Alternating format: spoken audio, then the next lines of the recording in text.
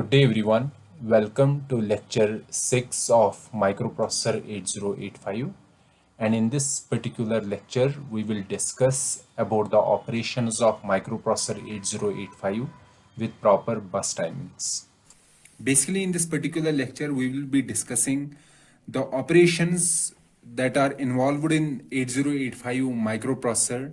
For example, the operation of getting the instruction from the memory, or reading or writing some data into the memory, or reading or writing some data from the input output device. So those kind of operations we will be discussing, but in the light of bus timings. Bus timings in a sense that we will be discussing what is the status of bus.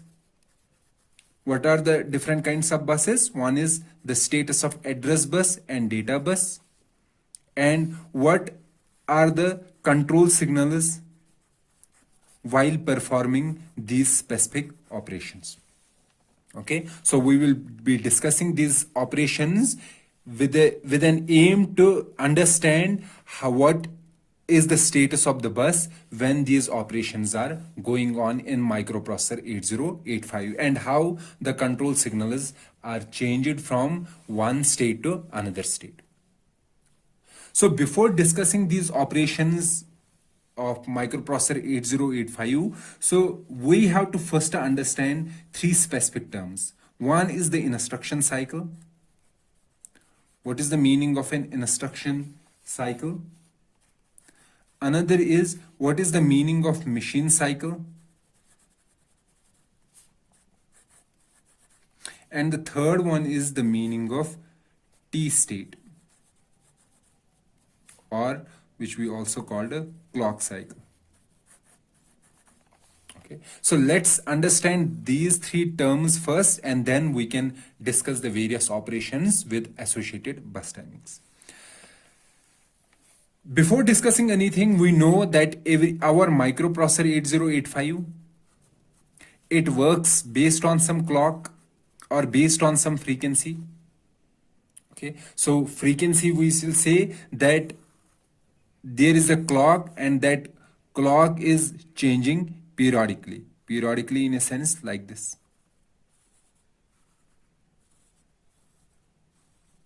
And all the operations, this is our time, and all the operations are synchronized according to this clock. So this complete one period is called a clock period, or one clock cycle, or clock cycle. Okay, and our frequency is determined by the reciprocal of clock cycle or clock time. In other words, we can say if our frequency is 3 megahertz, then our clock period is 1 by frequency, that will be 1 by 3 megahertz, and that will be in 1 by 3 megaseconds. 1 by 3, if we take mega as 10 raised power 6 seconds, this will be 1 by 3 into 10 raised power minus 6 seconds, that will be 1 by 3 microseconds. So for a clock with frequency, for a processor with frequency 3 megahertz, the clock period is 1 by 3 microseconds, or we can say this complete period, or our clock completes one period in 1 by 3 microseconds. Okay, and this clock is repeated after every 1 by 3 microseconds. And this one clock period, which we also called a clock cycle, is also called a T state. So what is a T state? T state is the time taken by our clock to complete one cycle. And this T state is also called a clock period. Okay. Then comes the machine cycle. What is the meaning of machine cycle? Machine cycle says the time required to complete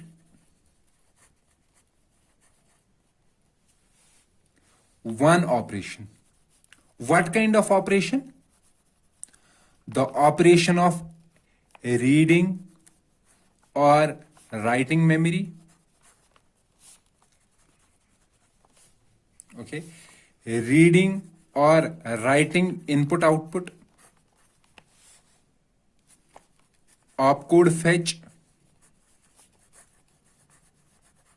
Opcode fetch means instruction fetch, fetching instruction from the memory, or we can say fetching opcode from the memory. Fetching opcode. This machine cycle not only involves the fetching of opcode but also execution of opcode.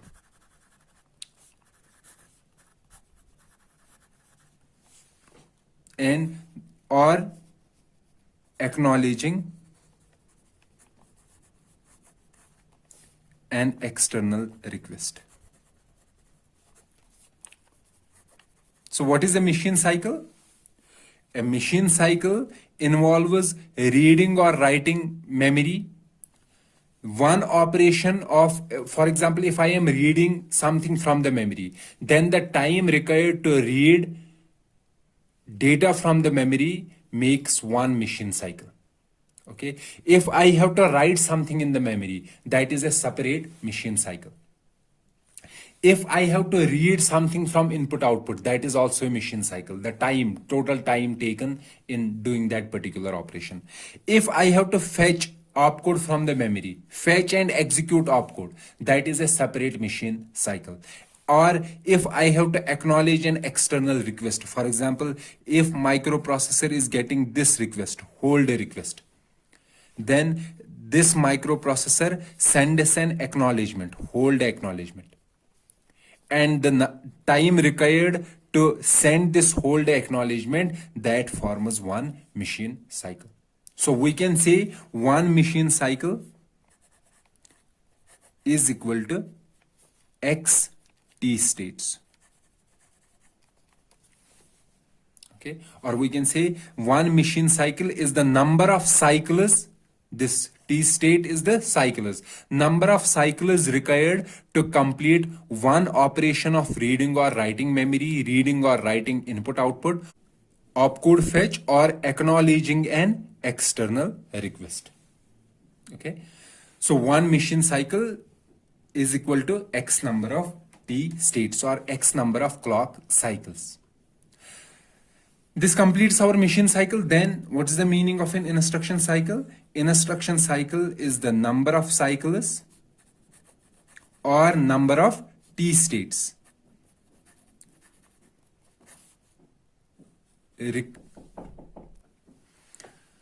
number of cycles or T states required to complete the execution of an instruction.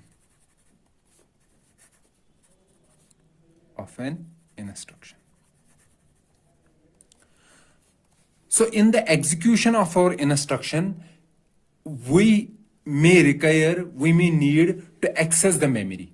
Okay, to read something from the memory or to write something into the memory. For example, this is our instruction. Let's say store. So this is one instruction. So in the store instruction, we have to first get this instruction from the memory. So we have to do the opcode fetch. Okay, this opcode fetch will be one machine cycle. And after doing the opcode fetch, we have to store something into the memory. That means we have to do memory write. Okay, that will be another machine cycle. Okay, so this completes opcode fetch and then memory write. This completes our store instruction. So we can see here that an instruction cycle may be made of more than one machine cycles, either one machine cycle or more than one machine cycles. Okay, so what is an instruction cycle? Instruction cycle means the number of T states or number of cycles required to complete the execution of an instruction. And one instruction cycle may be equal to multiple machine cycles. And what is a machine cycle? Machine cycle is the number of T states or number of cycles required to complete one operation of reading or writing, memory or input output, or opcode fetch, or acknowledging an external request. Okay, so this was all about the instruction cycle, machine cycle, and clock cycle or T state. Okay, so whenever we are explaining any operation, any instruction execution in our microprocessor 8085, we will discuss the execution of that instruction in connection with the clock cycle. For example, we will say what is happening in clock cycle 1, what is happening in clock cycle 2, and what is happening in other clock cycles. For example, what is the status of clock cycle in, what is the status of address bus or data bus in clock cycle 3rd while executing store instruction.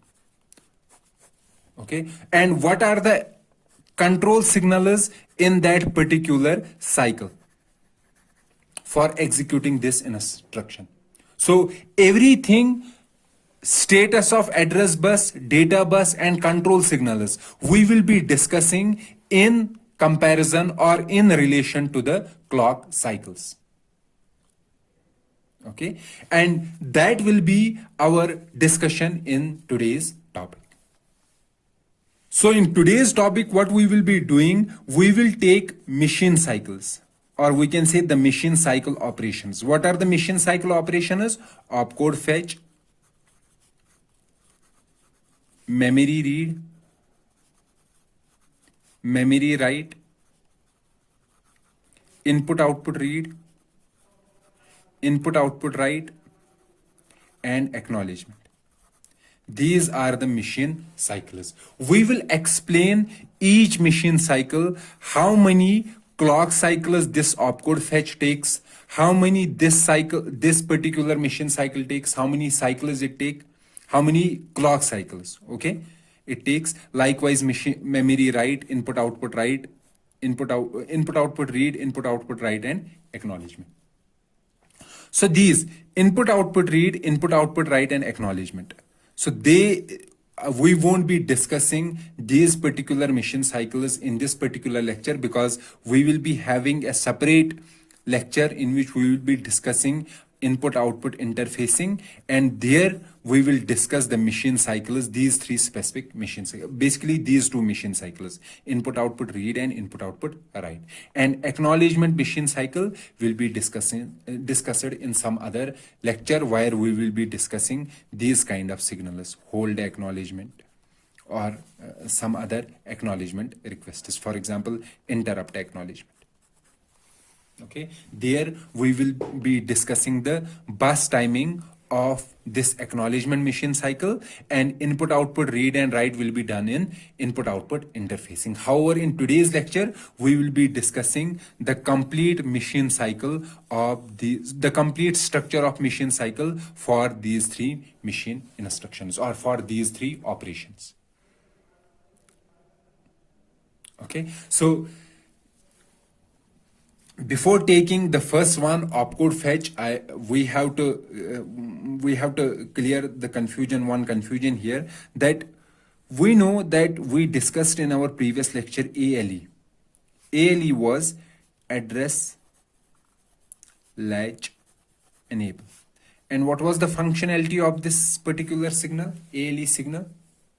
The functionality of this signal was that it was differentiating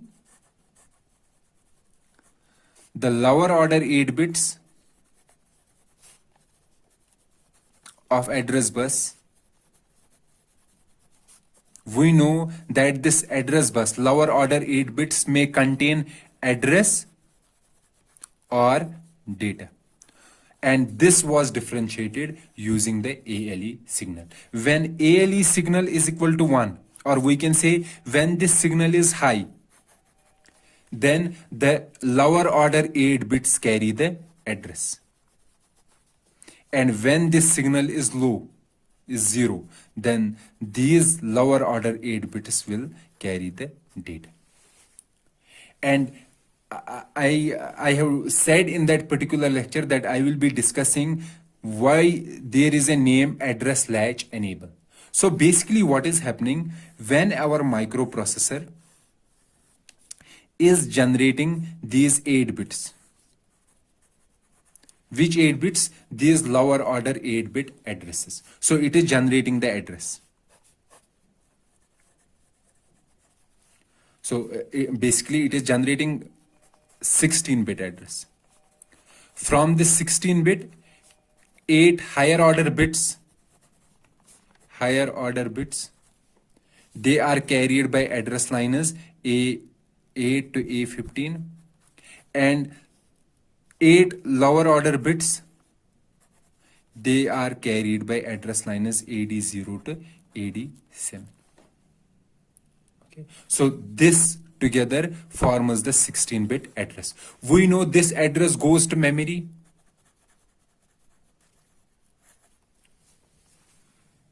Okay, either to memory or to some input output. Let's say here that it is going to memory, and then we may either have to get some data from the memory or send some data to the memory. That data is placed on these bits, on these lines. So this data will override the address on these lines. So instead of overwriting, we want to save these address bits in some latch. What is a latch? Basically, latch is a memory element. So we require some latch that stores these lower order address bits in this latch, and then these address lines can be used to carry data. So this latch stores the address bits, 8 lower order address bits, and the data can be placed on these address lines. So we won't lose anything by rewriting the data on these address lines. And so what we are doing, if these are our 8 lower order bits, lower order address lines, these 8, these are AD0 to AD7. What we are doing, we are taking 8 connections from here.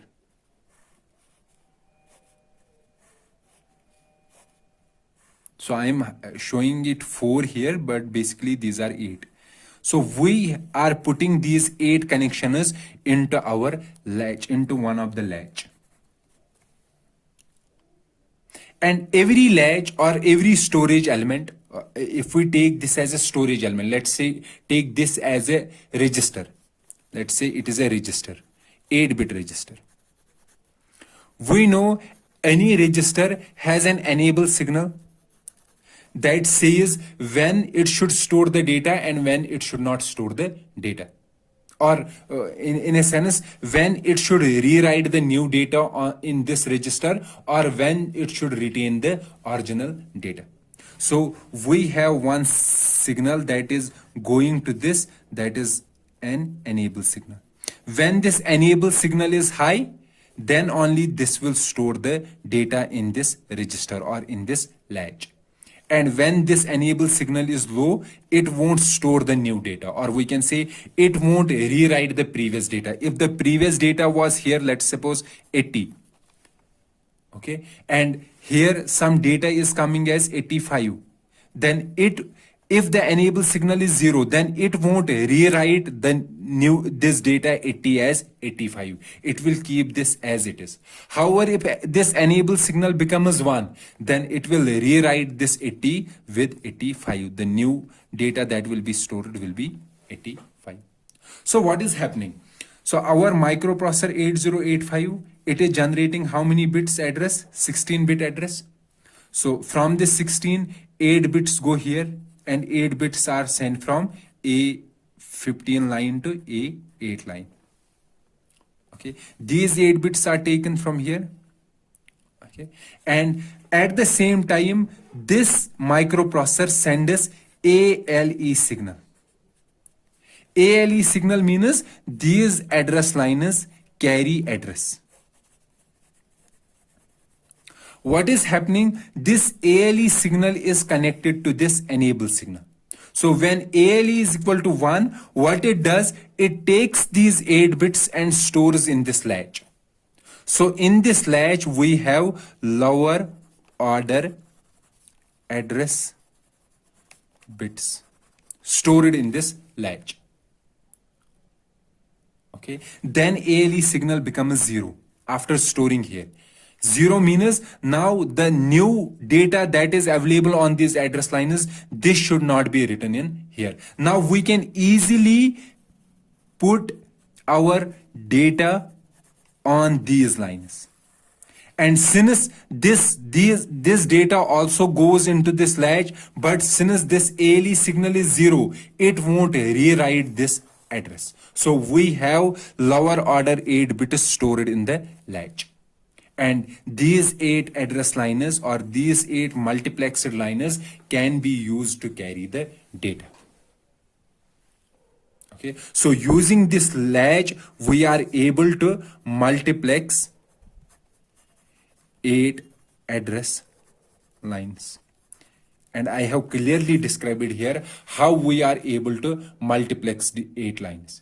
Or we can say how we are able to demultiplex these 8 lines. Demultiplex means taking the address in some other direction and data in some other direction. So data will be available on these lines and the address will be stored in this latch. Then we can easily send this address and the address from these 8 lines to the memory. So we won't lose these 8 address bits when rewriting the data on these address lines. So that is the reason this signal is called address latch enable, because this signal basically it enables the latch. It enables the latch, this latch.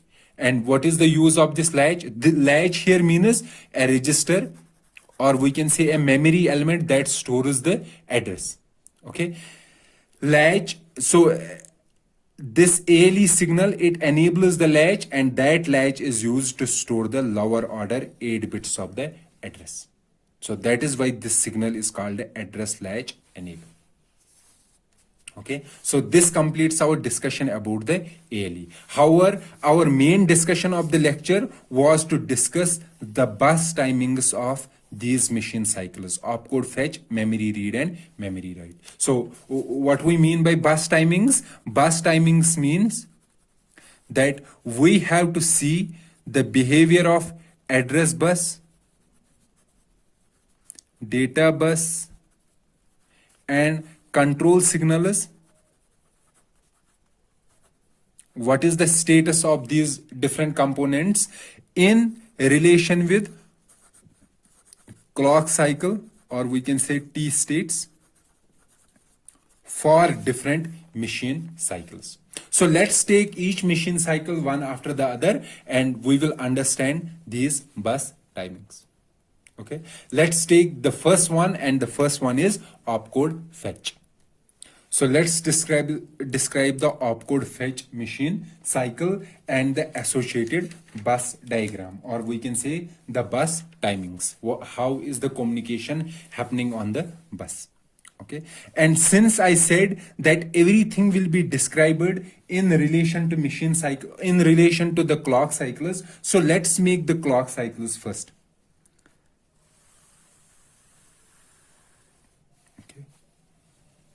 Let's say this is our clock.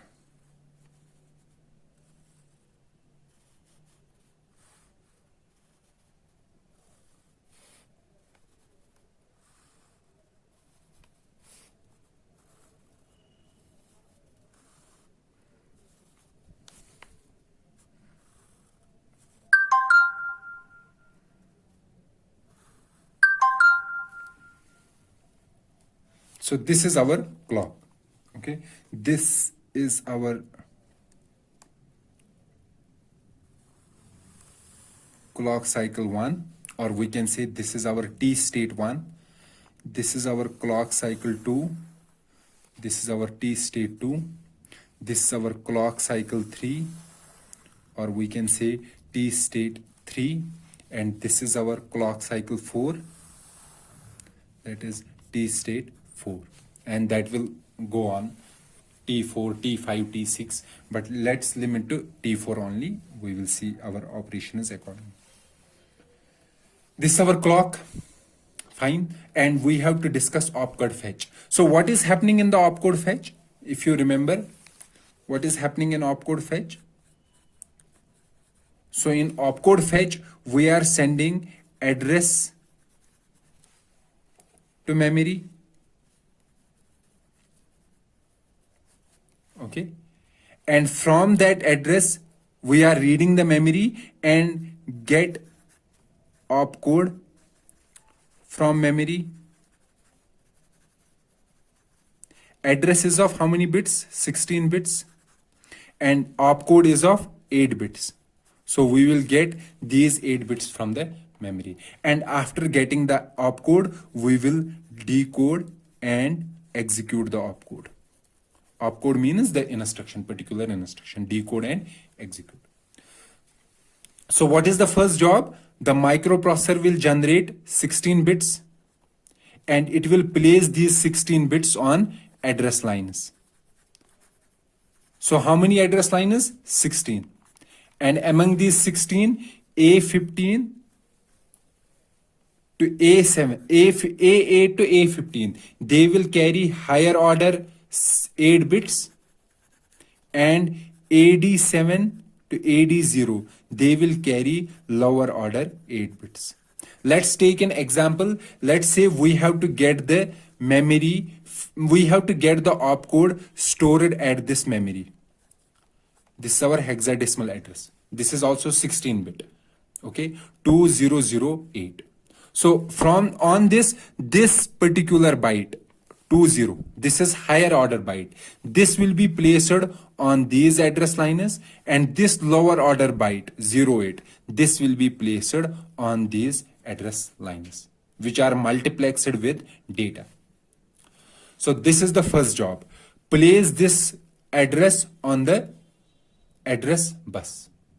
And after placing this data, we have to read from memory. Read from memory that we will take 8 bits and place these 8 bits on these 8 lines, AD7 to AD0. So these 8 bits, let's say these 8 bits are 56. So this 56 will be placed on these address lines. So at this particular point, when AD7 to AD0 is carrying the address A08, at that particular time, ALE will be equal to 1. This signal will be 1. However, when these address lines are carrying the data, the opcode that we got from the memory, the ALE will be equal to 0. Okay, so after getting the opcode, microprocessor will then decode and execute that particular opcode. Okay, so let's see the status of address lines. Let's first take address lines A8 to A15. These are our address lines. Okay, so basically whenever we are showing an address line or any signal, any control signal, so basically these address lines are also signals. Signal either 0 or 1. Okay, it will be either 0 or 1. If it is 0, we will show a straight line. If it is 1, we will go up in this line and we'll say that it is 1, like this. When it is higher, it is 1. When it is lower, it is 0. Now, when we have an address bus A8 to A15, so how many lines are there? There are 8 lines. So in these 8 lines, some will be high and some will be low. Okay, so instead of showing lower and higher each line, what we are showing these as 2 parallel lines, like this cross-coupled parallel lines. Okay, that means that this group, this particular group, this is one group. This includes lines from A8 to A15. And in these lines, some lines may be up, some lines may be 1, and some lines will be 0. Okay, so the first thing that we have to do is to place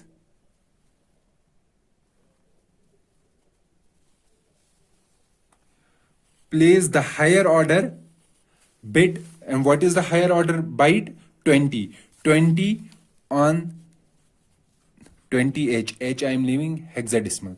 20H on the address bus in the first cycle, first T state.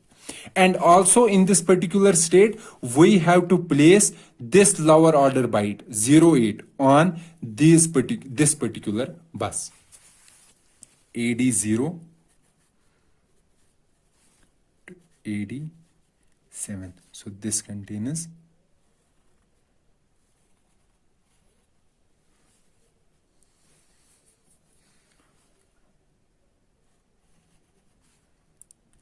lower order. So what is lower order here? 08. So here it is carrying 08H. And who will say that this carries address? This is denoted by an ALE signal. So at this particular time, ALE signal will be 1. 1 means that these lines are carrying, what they are carrying? They are carrying address. Okay, fine up to this point. So in the T1 cycle, our A8 to A15 is carrying 20H, and AD0 to AD7 is carrying 08H in the first cycle. Okay, then after completing this first cycle, after completing this particular first cycle, this address will go to the memory, will reach to the memory. So this address reached to the memory. Okay, and this ALE signal will go 1. 1 means that this particular address has reached to the memory. Now these bits or these lines will carry the data. Okay, so it will be 1. 1 means now whatever is available on these bits, on these lines, that will be data. Sorry, 0 means whatever is there on these lines, that will be data. Also, there is another signal that is going on, that is input output memory signal. Okay, what will be this particular signal? Will this be 0 or 1? This particular signal, IO memory. This particular signal, if it is 1, what is that meaning? This means that we are doing input output operation. Okay, however, if it is 0, that means we are doing memory operation. So what kind of operation we are doing here? We are doing a memory operation. We are reading opcode from memory. So this signal will be 0. So this will be 0, showing that we are doing a memory operation. Also, there is another signal called, for example, read signal. There will be another signal called write signal. Okay, initially we are not doing any read from the memory. So initially this will be 1. So this read signal means if it is 1, that means we are not reading anything from the memory. If this signal is 0, that means we want to read something from memory, because it is active low. It is low on 0. Likewise, if it is 1, that means we are not writing anything from the memory. And if it is 0, that means we want to write something in the memory. So this signal will be 1. So we will take it as like this. And this signal, this particular signal, read signal, will also be 1 in the beginning. Okay. Now our address, this particular address, has reached to the memory. Okay, now we are reading the memory. Okay, reading in a sense that now we want to read the memory. Our microprocessor knows that one T state has completed, and after completion of one T state, the address that I have generated, that microprocessor has generated, that address has reached to the memory. Now I will send a read signal to the memory. that I want to read the data from this address that you have received. Okay, so after completing this one cycle, I will send, microprocessor will send this read signal as 0 to the memory that I want to read data. So this signal will become 0. And this signal will always remain 1 because we don't want to write anything. So this signal becomes 0. That means whenever this signal is becoming 0, what to infer? The memory will get this signal, and that means the address that our memory has received, it has to get the data byte from this address, okay, and place that data byte onto these 8 bits. So what is that particular data byte? That particular data byte is 56. So it will place 56 here, 56H, or we can say this is our opcode. And for reading memory in microprocessor 8085, reading data from memory or writing something into the memory, that will take nearly 2 T states.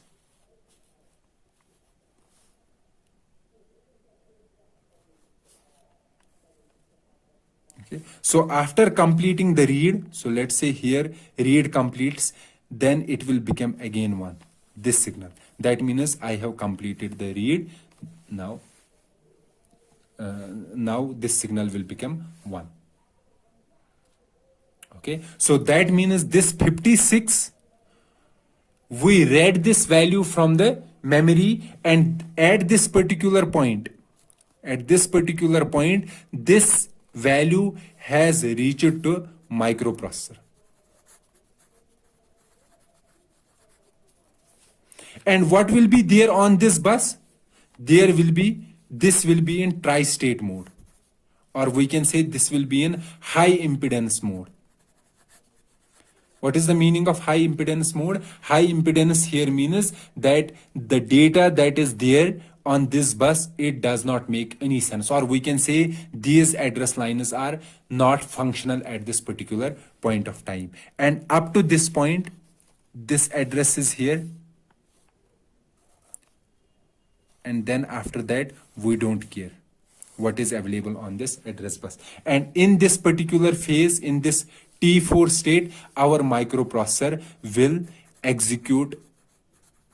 decode and execute this opcode. Okay, and this ALE signal will be 0, and this input output memory signal, this IOM, it will be also like 0, and this will be always high, and the read signal will be like this. So whenever read signal is going from low to high, our data bus goes into the high impedance state. When I am showing this dash, it means high impedance state, and here it is unspecified. Unspecified means it does not, we don't care whatever is available on the address bus at this particular point, because in this particular state our microprocessor is not using the address bus, because it got the data using these address and data bus. Now it will execute. Okay, so how many T cycles or T states have been required in opcode fetch? So we require 4 T states in opcode fetch machine cycle. So let me redraw this diagram.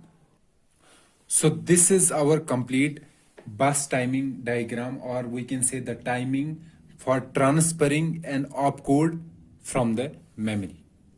And you can see that in this bus timing diagram, we have our clock, then we have higher order address bits, lower order address bits, or lower order address lines, ALE signal, input output memory signal, read signal, write signal, and these 2 status signals. So whenever we are making a diagram, bus diagram for any machine cycle, we have to show the status of all these signals in the particular diagram. For example, this particular operation is, what is this operation? Opcode fetch. And in opcode fetch, S0 and S1 is 1. So these two signals will be 1. Fine. So these two signals are done. Then we know that we have to fetch something from the memory. Fetch means we are reading something from the memory. We are not writing anything. So this write signal will be 1 always for this particular machine cycle. Now let's take the microprocessor will place higher order byte on these 8 lines. So it is placing 20H at the start of the cycle, and lower order on these 8 lines 05H.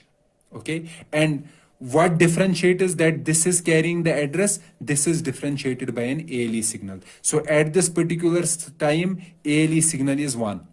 1 means that these lines are carrying address. Then ALE signal becomes 0. 0 means whatever now comes on the address line, that will be data. Fine. So that is why it is becoming 0. Now this particular signal IOM, we know that here we are not doing an input out operation, we are doing memory operation. So this signal will be 0 for this particular machine cycle. And initially the read signal will be 1. That means we are not reading from the memory. But whenever address reaches to the memory after the end of first T state, we will make, our microprocessor will make this signal as 0. 0 means it will send this signal to the memory. And memory, after reading this signal as 0, it will infer that I have to read the data on this address 2005H and place that data on the data bus. So it will read and place the data on data bus. Then after reaching this, when placing this data on the data bus, this data reaches to the microprocessor at this particular point. Okay, so microprocessor, that means I have completed my reading operation. So it will change this signal, read signal to 1 again. Now I don't want to read anything from the memory. So after reading this signal, when this read signal goes from low to high, this particular bus, this data bus goes into the high impedance state. Okay, high impedance state means it is kind of, we can say it is inactive. Okay, so it is not carrying any data. So it will take this particular 8 byte, this particular byte. This particular byte is basically our opcode. So our microprocessor will decode this opcode and will execute this opcode. And this will be done in the 4th cycle. Okay, and this completes our opcode fetch machine cycle. And how many these T states are required? Here we require 3 T states. Total 4 T states for opcode fetch. Okay. Now the other kind of machine cycle is the memory read. For example, if I have to read the data stored at this address, and the data stored at this address is 56H. So I have to read this data. Previously it was reading opcode. Basically reading opcode also means reading data, memory read. Okay, but this differentiates from this memory read in a sense that after reading the opcode we have to execute it. But after reading something from the memory, which is data, not opcode, we don't need to execute it. So this particular part, this execution part is not in the memory read operation. Okay. So how many cycles will be taken by memory read? So memory read will take 3 T states, because the last 4th T state that was used in opcode to decode and execute the opcode, that won't be involved in general reading data from the memory. So it requires how many states? 3 T states. Likewise, another machine cycle is memory write. That will also require 3 T states. Also, the difference will be that in memory read, in this memory read and this memory write, the status signal is S0, S1, and read write signal is, they will be different.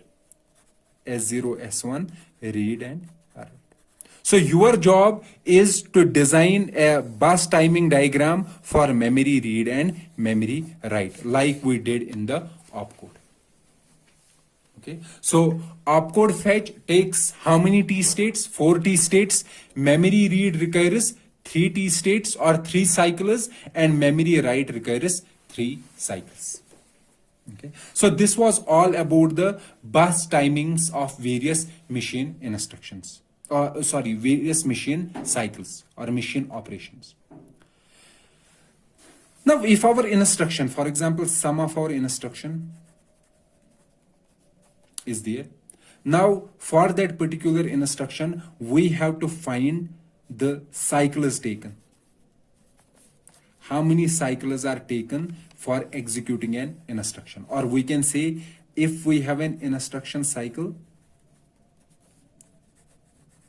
and what should be it equal to? How many number of cycles? Or how many number of T states? How will we determine that? So first of all, what we will do, we will determine one instruction cycle is equivalent to how many machine cycles. Let's say our instruction cycle is equal to one opcode machine cycle plus one memory read machine cycle.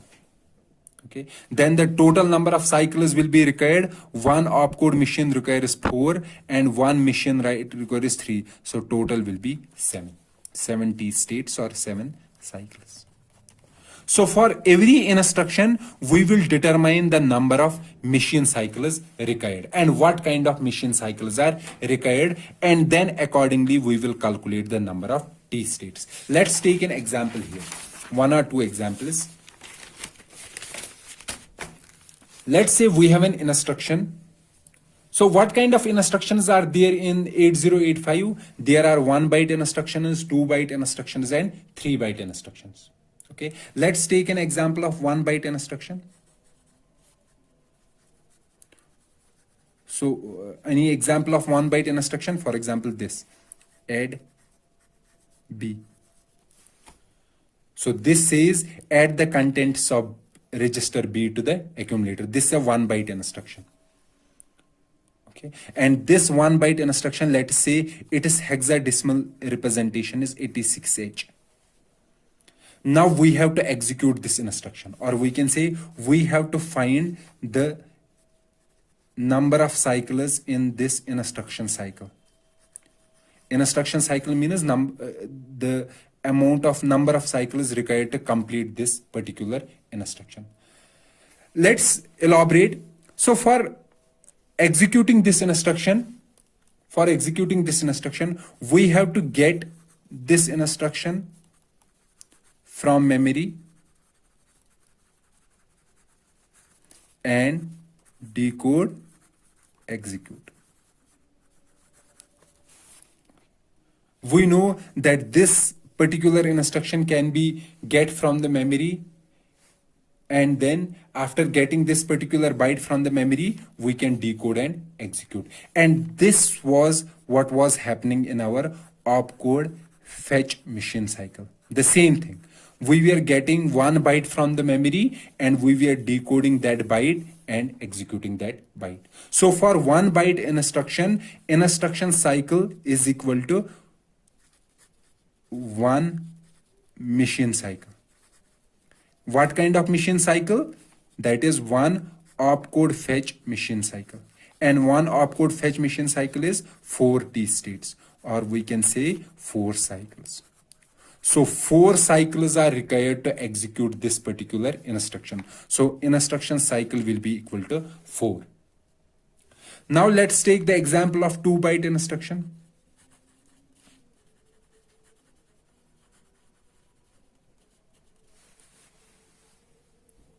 Okay, so any example of a 2 byte instruction? So this is an example of 2-byte instruction, move immediate 52H. So this particular instruction says move this 8-bit data, 8-bit data into accumulator.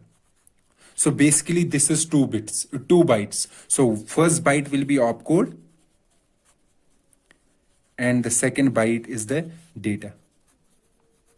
And in memory, this 2-byte instruction will be stored like this. For example, if the first byte is stored at address 2000, so here we will be having first byte. Let's say the representation of this opcode is 32H. So this will contain 32H. Then the second byte, 2001, this will contain 52H. So executing this instruction involves getting this first, this. So what is this? Getting opcode. So the first operation will be getting the opcode, doing opcode fetch. So what our instruction cycle includes? The first job will be opcode fetch. So after fetching the opcode, that means it is getting this move immediate. So it will execute this opcode. But this opcode says that it needs a second byte. And that second byte is stored in the memory. So it will again go into the memory and it will get this 52H. So in the first case, it was opcode fetch. And in the second case, it is simply memory read. Reading this data from the memory. So it will get this data from the memory and will place in the accumulator. So after doing opcode fetch, we will require memory read machine cycle. So opcode fetch machine cycle includes 4 T states and memory read has 3 states, T states. So total states will be 7 T states. So we require 7 cycles to execute this particular instruction. Okay. Now let's take an example of a 3-byte instruction.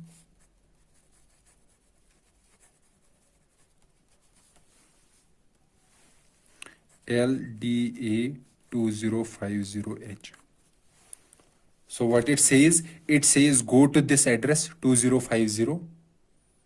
Okay, and get a data byte from that address and place that data byte in accumulator. So this is a 3-byte instruction. So the first byte is an opcode. Let's say this first byte, the hexadecimal representation is 35H. This is second byte 20 and this is 50. And in memory, this instruction will be stored like this. Let's say this instruction is stored at address 2000. So at 2000, we will be having opcode 35H. And at 2001, I have already explained in the previous lecture that we first store the least significant byte. The least significant byte is 50. So here we will have 50H. And then at 2002, we will be having 20H. So in general, what our microprocessor will be doing, it will get this opcode first, this 35H. After getting this 35H, it will decode and execute this opcode. Decode and execute. And after executing, it will find out that this is LDA. LDA means that we need an address. Address is 20 and 2050. So that address will be stored in subsequent bits. Then we have to get this byte and then this byte. So first we will get this byte 35H.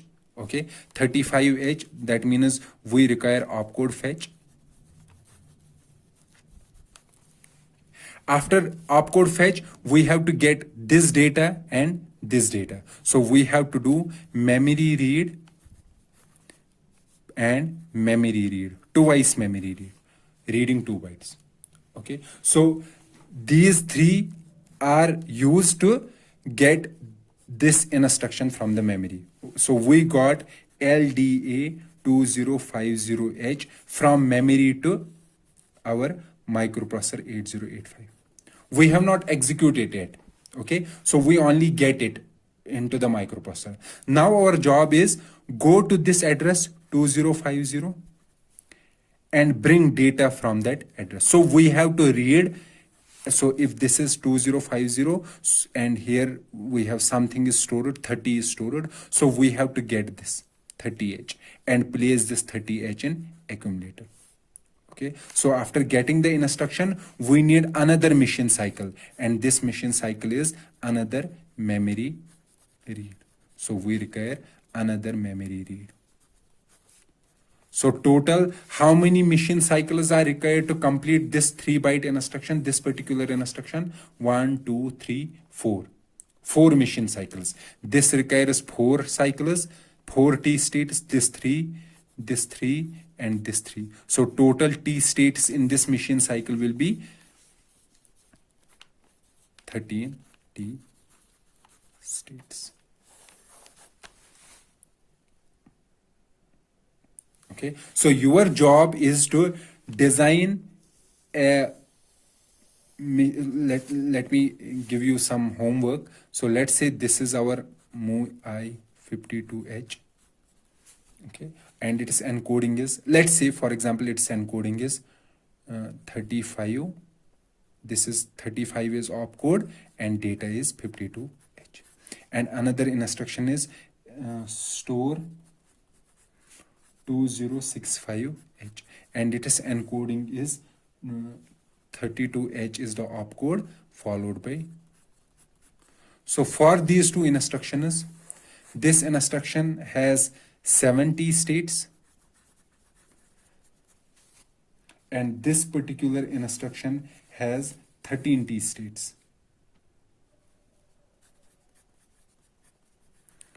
So design a bus timing diagram for both these instructions. Okay, that will be your homework. Okay. You have to design the bus timing for this particular instruction and this particular instruction. So this completes our discussion on the microprocessor operations associated with associated bus timings. Okay, so we discussed the structure of the bus or the status of the bus and status of various control signals when performing different machine operations. Okay. Now the job is to discuss about the I/O operations that are involved. But as I said in the beginning of this lecture, that those particular machine operations or machine cycles will be discussed in the future lectures, where we will be discussing about the input-output interfacing. So this completes our lecture on the 8085 bus timings and associated machine cycles. Let's meet in the next lecture. Till then, goodbye.